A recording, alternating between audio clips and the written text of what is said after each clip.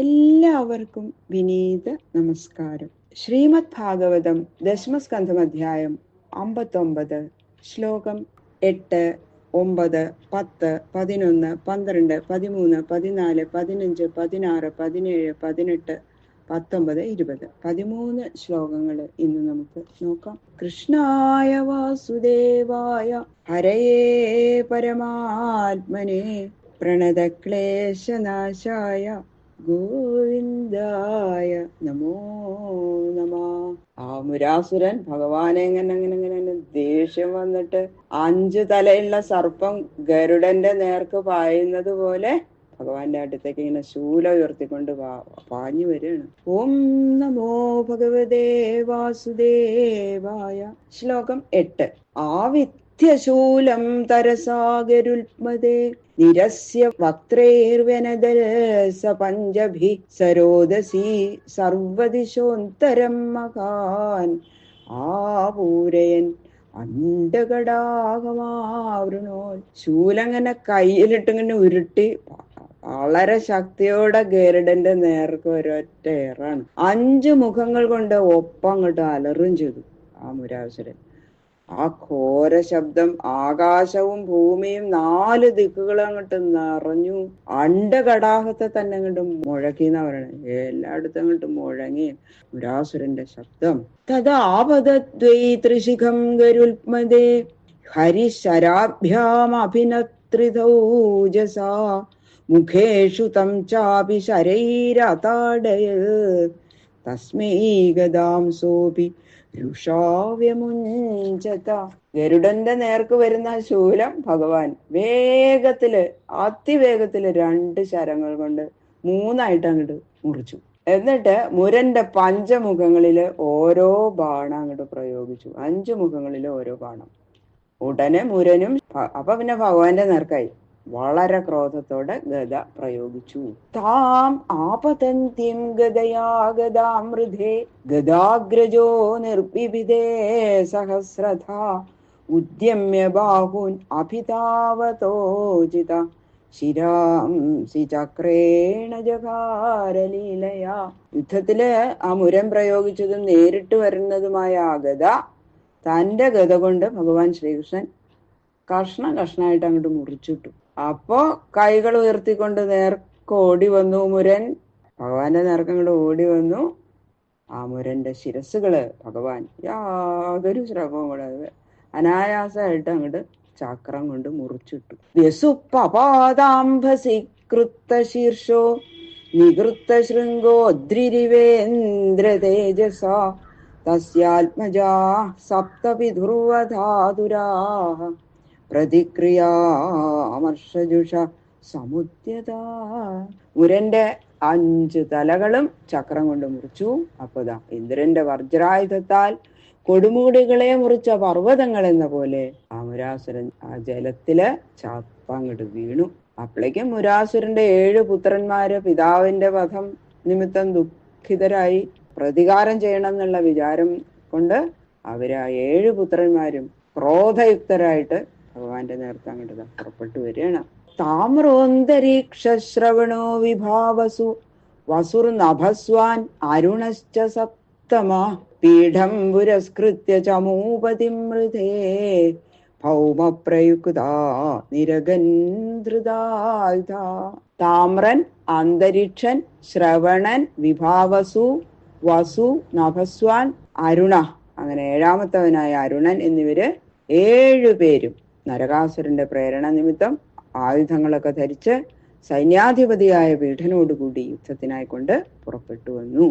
പ്രായുഞ്ജദാസാദ്യ ശരാനസീൻഗദാ ശക്തിവൃഷ്ടി ശൂലാന്യജിതേരുഷോൽബണാ ത്വച്ഛസ്ത്രകൂടം ഭഗവാൻ സ്വമാർഗണൈ അമോഘവീര്യസ്ഥിലശശ്ചകർത്തഃ.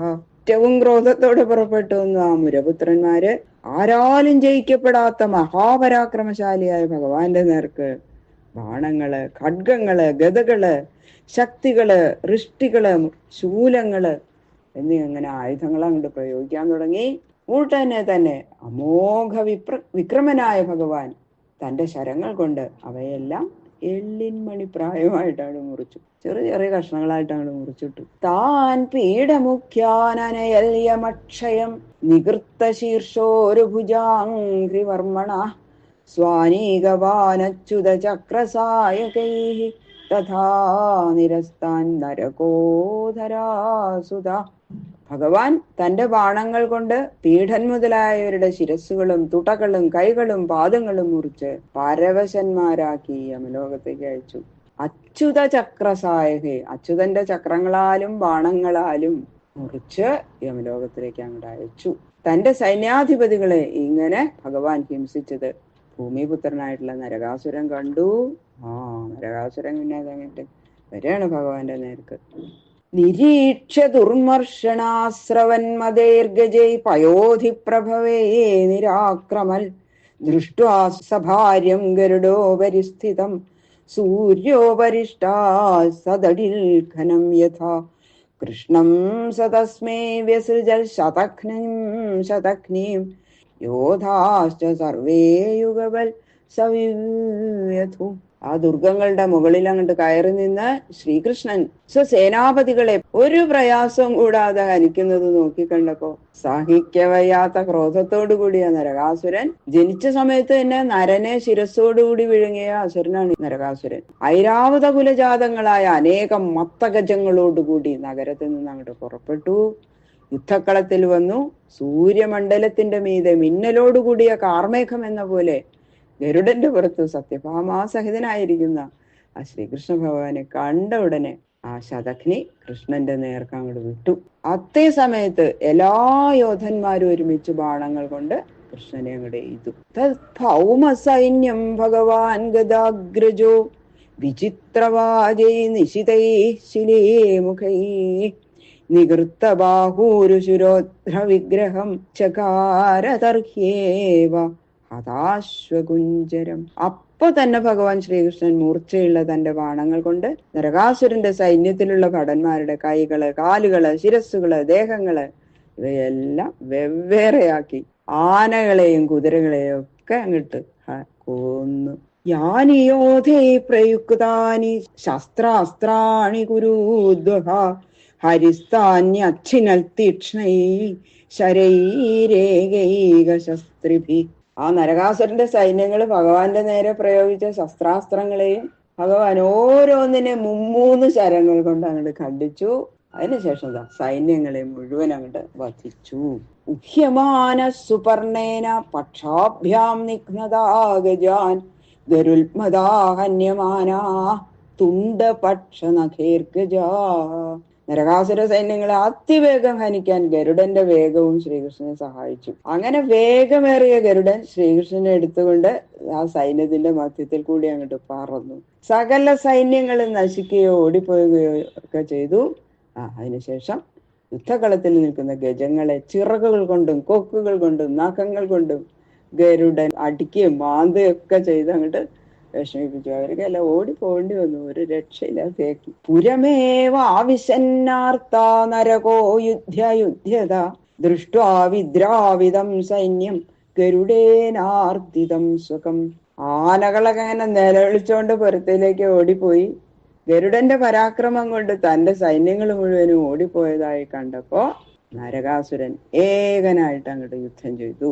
തം ഭൗമ പ്രാഹരൽ ശക്തിയാ വജ്രപ്രതിഹതോ യഥാ നാകമ്പതതയാ വിദ്ധോ മാലാഖദൈവത്തിവ.